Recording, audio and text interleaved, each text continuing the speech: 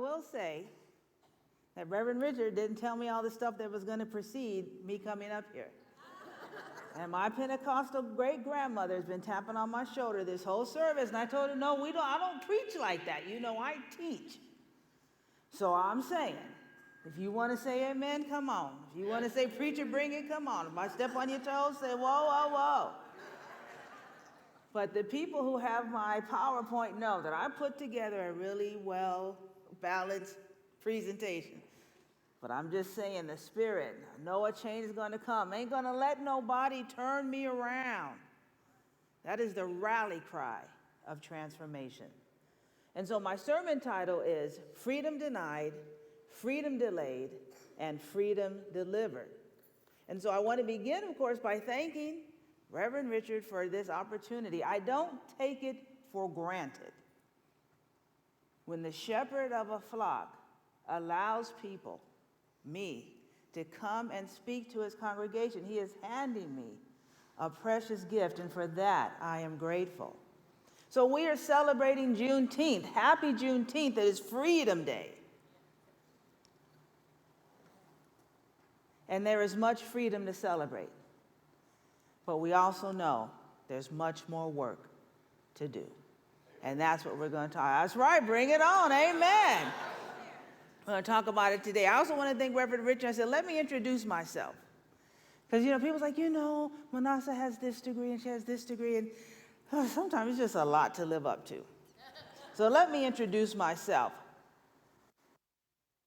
So I am Minnassa. I am a mother, a wife, a mindfulness speaker, a minister, and a rabble-rouser. All right, and so you can see up there, you see a picture of myself, my daughter who is here today, my wife, my mother. That's my family. If you want to see me turn into a different way, make me think you're going to harm any of those people. All right? But if you love them, I love you. Then some of the things that I've done, one of the reasons I couldn't be here on last week before Juneteenth was that I was speaking at Tri-State Black Pride. And all right, that's right. So I did a mindfulness presentation. I went to the drag brunch. I then did the senior party. Started at 5, from 7, we danced for 2 hours. It was wonderful, and I couldn't make it here. I was at, of course, out in Memphis, which is at my organization in Memphis. I spoke at BTAC, and then there's a picture my daughter took of me doing my presentation. So these are all the things that I do. But the one foundation, or as we as people of the divine community, I want to give you the subtitle for my message today, which is Free Your Mind, and the rest will follow. Free your mind, and the rest will follow. My text today, because we're going to go to the Old Testament today for my lesson in living. And this is from the book of Esther, the words of Mordecai to Queen Esther at that time. For if you remain silent at this time, relief and deliverance for the Jews will arise from another place, but you and your father's family will perish. And these are the words I want us to focus on today. And who knows but that you have come to your royal position for such a time as this, and that we are here in Georgia or Memphis, Tennessee, or wherever we are, all of you people watching out in TV land, right? We are here for a moment at this reason, and we either have the capacity to boldly step into it or let it pass by. And I want to encourage us all to boldly step into it. Now, I did ask Reverend Richard, I'm like, why y'all having Juneteenth at your church? What you doing over there? All right, what's going on? But I honor him in his response. We've got to talk about it. We've got to celebrate it. There's work to be done. And you can't do something by ignoring it. So I said, well, are you here to hurt our feelings today? You're going to talk about white people not doing stuff and, right? We got to talk about it. But not to hurt your feelings.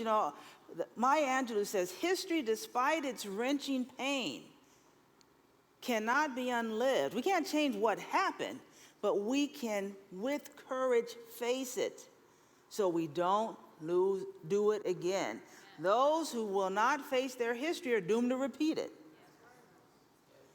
And so I'm not here to rehash, but let's talk about what happened. Juneteenth is the holiday that on June 19th or around then in 1865, the Union Army got to Texas and let the enslaved folks there know they were free. So they've been working for free for 2 extra years, or really probably about a year.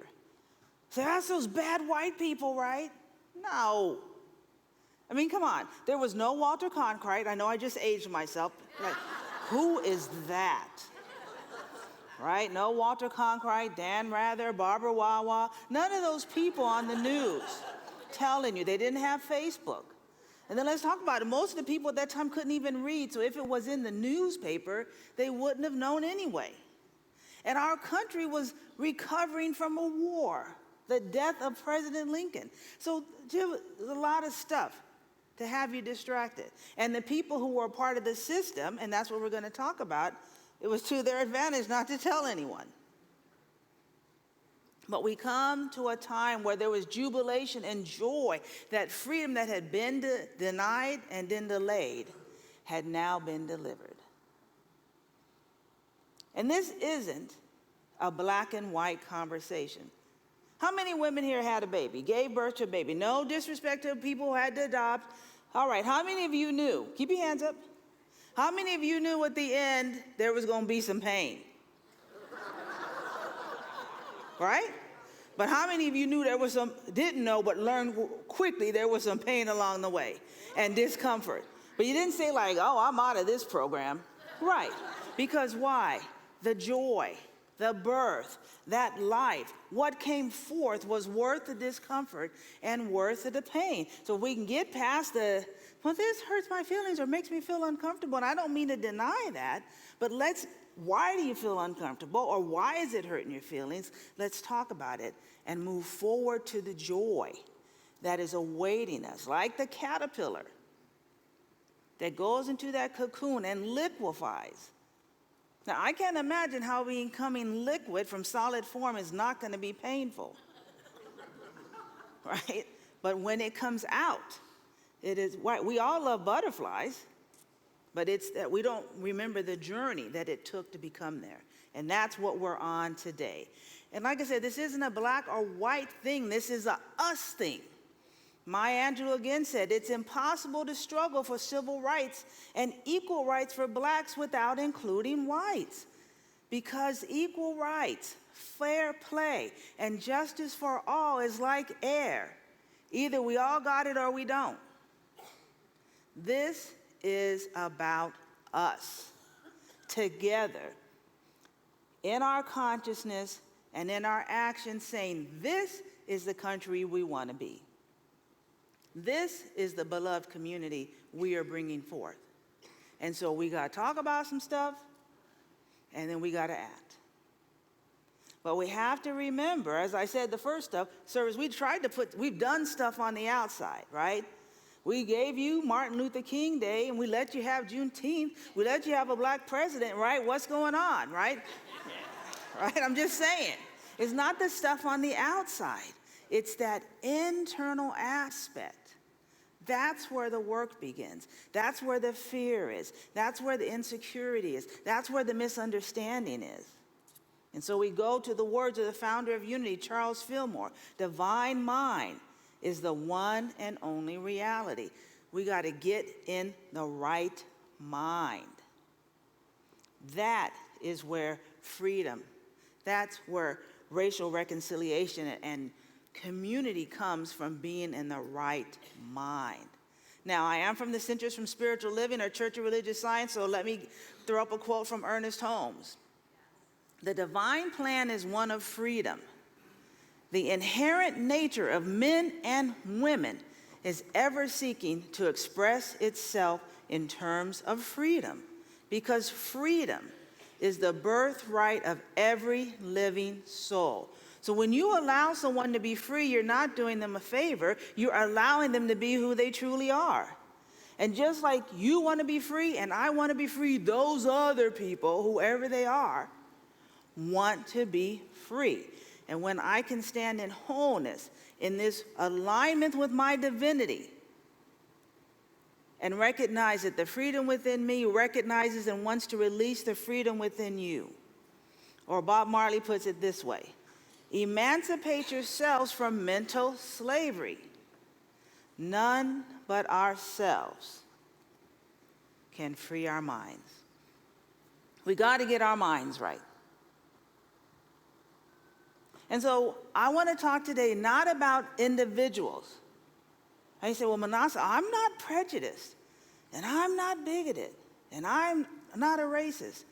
I agree. But the first step is we have to look at the system, right? The system, like the matrix, right, is all around us and all pervasive. And Agent Smith might be anywhere. So we've got to face the matrix first and then act individually. I say, well, I asked my black friends and they said that okay, listen. Here is a secret. Now, black folks, don't get mad at me for saying this out loud. We're not going to tell you. We are told not to tell you. Right? So don't ask me, have you ever been discriminated against? Do you feel kind and loving around me? Okay, don't ask me that. Because I'm going to say yes. Yes, I've never been discriminated against. Yes, I feel kind and yes. Because when I say no, what happens? That's right. What? This is the United States of America. Everyone is free here. Well, you must have done something to bring about this discrimination, right? Right? That's the matrix, the system, that even you may not know that Agent Smith might speak through you. So I want to take a look at a biblical narrative about how to fight the system or how to work within the system. And I want to go to the narrative of Esther. This is the story of a young woman. I almost said, this is a story all about how my, okay, but that's a different, sorry. This is a great story from the Old Testament. I started from the bottom, now I'm here. Or Horatio Alger, again, for those of you who grew up like I did a million years ago and know those stories. But it's a story about a young woman who was orphaned.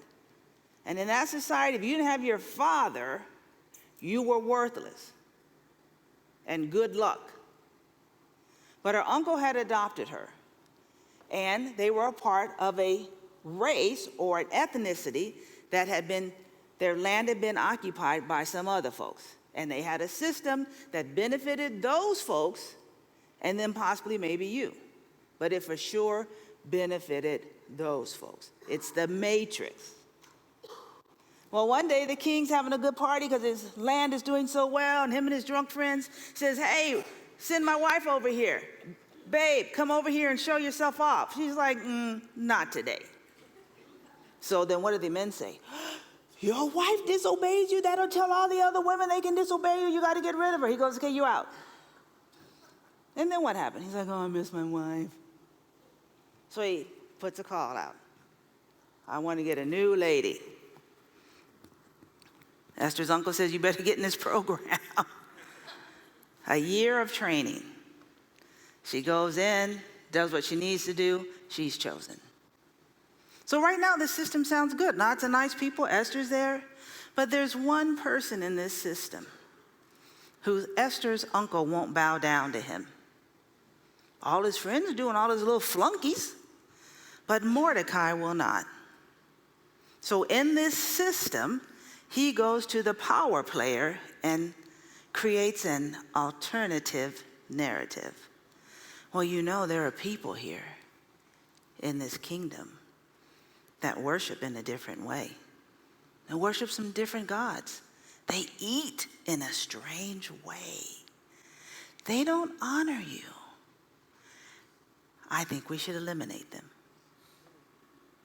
System-wide. The king said, well, they're disobedient. They don't honor me. They don't honor our religion. They eat in a different way. I agree with you. Now, the dumb thing about this kingdom is once the king made the rule, even the king couldn't undo it, which is really lame. Mordecai finds out, he goes to Esther and he's like, listen, they're going to kill us all. They had a set date. And you got like a reward if you killed a bunch of the Jews. So here's the system speaking. Right? Because Mordecai, you need to go to the king and say, listen, this is a dumb rule. We need to overturn it or whatever. System speak. Now, uncle, all the king's officials and everybody knows you can't just go to the king. Sheesh. Everyone knows. Because if you do, and he doesn't extend the golden scepter to you, you get killed. The system speak is, it's too uncomfortable for me to do that. I am in a comfortable position. This doesn't affect me. I mean, I'll take care of you. That's why he tells her, that's what you think. God will step in, but your family will be punished. And who knows, but for such a time as this. And so this is a talk today because people of color, we need our allies. We need our white allies today. And we need you to move and groove in your systems, to disrupt, to go speak to the power players. And it's gonna take a substantial risk. She said, you know I can get killed if I do this. And the reason that oftentimes me and people that look like me can't do it is because the system gets us. Well, if you would stop being so radical, like stop wearing natural hair. You don't need those locks. You don't have to wear braids. You don't need to wear your afro. You don't need to have short hair with a part in it. You can perm your hair and look like the rest of us. You can speak softly. Stop asking. Just be happy with what you got. And so for people of color, we've been fighting the good fight.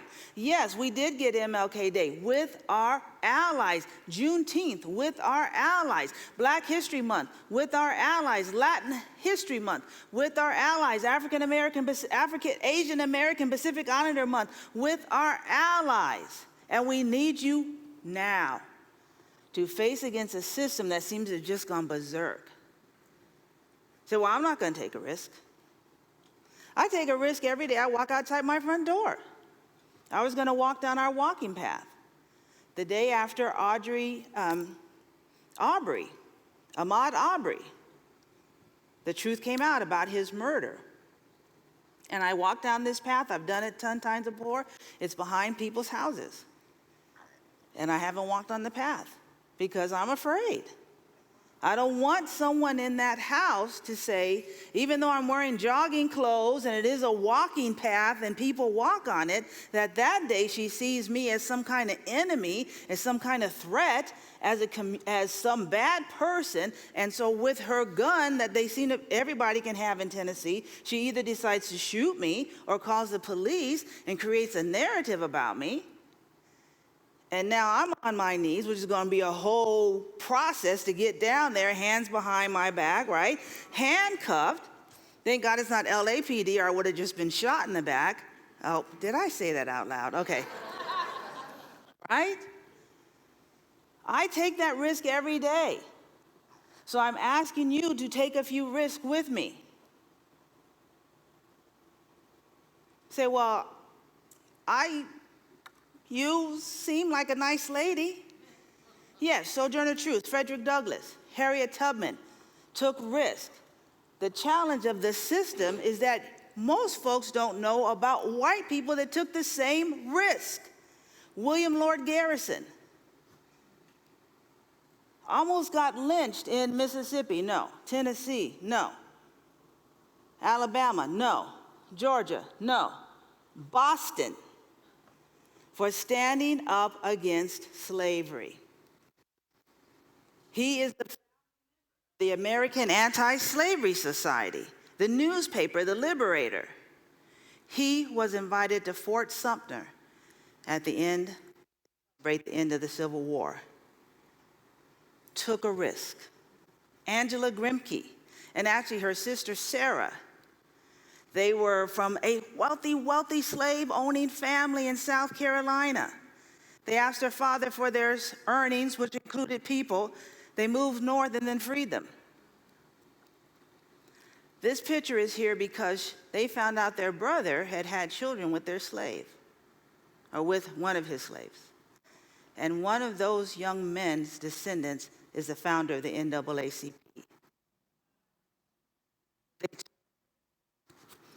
They took a risk. Now, this risk is on the top, but I want to talk about it anyway. John Brown. If you don't know, he was executed. He took down a federal armory. He was not messing around. But I love his words. Now, if it is deemed necessary that I should forfeit my life, the furtherance of the ends of justice, and my blood, further with the blood of my children and with the blood of millions of slaves in this country whose rights are disregarded by wicked, cruel, and unjust enactments, I submit. So let it be done. I know what you're saying. Thanks you, Minnassa, for the history lesson, but yeah. I'm not in the 1800s. I'm not taking. Well, let's look at Jane Elliott. She is 90 years old, and I do not want to lose this great, precious woman. 90 years old, and she speaks truth to the matrix day in and day out. She does not care, and I love her. Prejudice is an emotional commitment to ignorance. I do not care. She does not. And then I want to show you Tim Wise, who is the author of White Like Me, Reflections on Race from a Privileged Son. Between Barack and a Hard Place, Racism and White Denial in the Age of Obama, and then Colorblind, the Rise of Post-Racial Politics, and the Retreat from Racial Equity. So there are allies, but we need people in the trenches. I'm asking you to open your heart. How deep is your love? Are you willing to stand and join arms and say the words, I'm not going to let nobody turn me around, and change is going to come? There are risks. There are challenges. But the outcome, let's go back to Esther. Esther went to the king, told him what was going to happen. Haman, the person who was trying to bring them down, his whole family paid a horrible price. They all died. And Esther was able to save the Jews. Say, well, thanks for the history lesson again. It's not history. Do you have a Jewish neighborhood around here? Or a synagogue close by? Try to get on their calendar and see when they celebrate Purim. Purim is the feast of Esther. Every year they celebrate and honor the work of this rabble-rouser, troublemaker, trailblazer, who said no at the risk of her life. I end with this simple request. And you can go slide. This is what we need. Unity.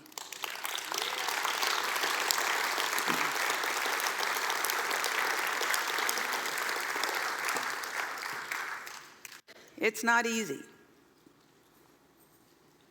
And it shouldn't be.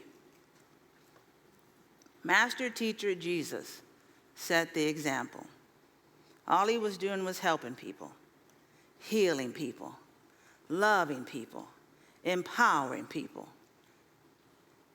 And the folks in the matrix didn't like it. And he got executed publicly as a criminal. But you can't kill the eternal divine presence. And to that, this day, his love, his light is in you, it's in me.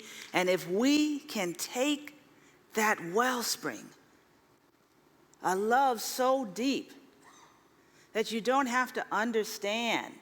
You don't have to know the ins and outs. I have 2 friends that love liver and onions. I hope they're watching this. I don't understand that. I do not. But I love the 2 of them fiercely. People say, well, I don't understand those gay people. I don't get it. You don't need to understand. Right? I can't put into words what Gail means to me. This woman has changed my life. I am not who I was the day before I met her. She turned me around.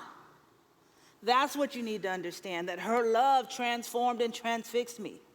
Well, I understand why black people are always moaning and groaning about stuff.